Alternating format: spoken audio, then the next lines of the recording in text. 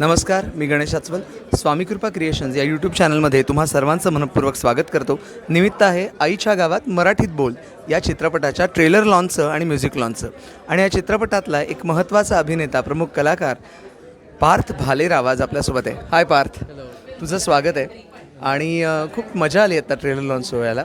आणि मला तुझ्याकडनं जाणून घ्यायचं आहे की आईच्या गावात मराठीत बोल हे गाणं तर मस्त झालंच आहे, एकंदरीतच सिनेमाचा तुझा अनुभव कसा होता?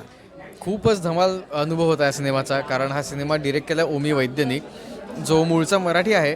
आणि जेव्हा कळालं की तो हा सिनेमा मराठीमध्ये बनवणार आहे तेव्हा आम्ही सगळे खूप एक्सायटेड होतो. कारण तो स्वतः US फिल्म मेकिंग शिकला आहे, त्यांनी हिंदी सिनेमांमधनं काम केलं आहे, हॉलिवूडमध्ये काम केलं आहे. आणि जेव्हा त्याचं पहिलं प्रोजेक्ट मराठीत करावंसं वाटतं हे ऐकूनच खूप छान वाटलं. आणि त्याचा आपल्या पार्ट होता येतं ह्याचा अजूनच खूप आनंद होता. सो धमाल सगळी झाली सिनेमा करताना. सेटवरती तर खूप धमाल किस्से झाले असतील. आणि तसा एखादा धमाल किस्सा आठवणीतला ओमीबरोबर काम करताना? असे खूप किस्से आहेत, पण ना तो स्वतः डिरेक्टर पण होता या सिनेमाचा ना. तर त्यामुळे बऱ्याच वेळा काय व्हायचं, म्हणजे हा सगळ्यात लक्षात राहिलेला असं आहे की तो स्वतः म्हणजे आम्ही 1 to 1 डायलॉग जर चालू आहेत तो डायलॉग घेता तो मध्येच थांबायचा की मला असं वाटतंय ना कडेट तो स्वतःच कट बोलायचा डायलॉग घ्यायचा. तर हे मी खूप पहिल्यांदा बघत होतो असं, आणि त्याची खूप मजा येत होती आम्हाला. सो ह्या प्रोसेसला आम्ही ॲडप्ट करत सगळं शूट केलं. आणि त्याचे जे काही त्याचा जो प्रॉब्लेम होत होता मराठी शब्दांचा, तर आम्ही कधीच तो मुद्दाम सॉल्व्ह केला नाही, कारण आम्हाला सिनेमामध्ये त्या मिस्टेक्स हव्या होत्या.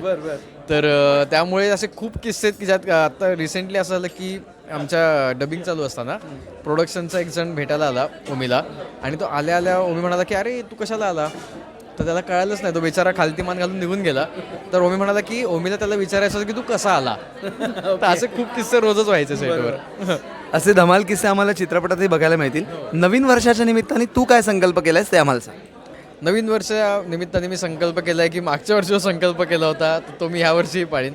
आणि लोकांना जास्तीत जास्त वेळात दिसीन, स्क्रीनवर असेल किंवा छोट्या पडद्यावर असेल, जास्तीत जास्त मनोरंजन करीन लोकांचं, असा मी संकल्प यावर्षी पण केलेला आहे.